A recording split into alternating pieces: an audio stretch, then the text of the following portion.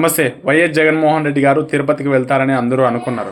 అయితే జగన్మోహన్ రెడ్డి గారు తిరుపతి వెళ్ళకపోవడానికి ప్రధాన కారణమైన ప్రెస్ మీట్లో చెబుతున్నది, తమ కార్యకర్తలకు, తమ ఎమ్మెల్యే అభ్యర్థులకు పోలీసులు నోటీసులు ఇచ్చారు జగన్మోహన్ రెడ్డి గారి దగ్గరికి వెళ్ళకూడదని, అందుకే వెళ్ళలేదు, నన్ను రానివ్వలేదని జగన్మోహన్ రెడ్డి చెప్పారు. సీమలో ఇంత పిరికి వాళ్ళు ఎలా పుట్టారా అని చెన్నకేశవరెడ్డి గారి డైలాగ్ గుర్తొస్తుంటుంది నాకైతే.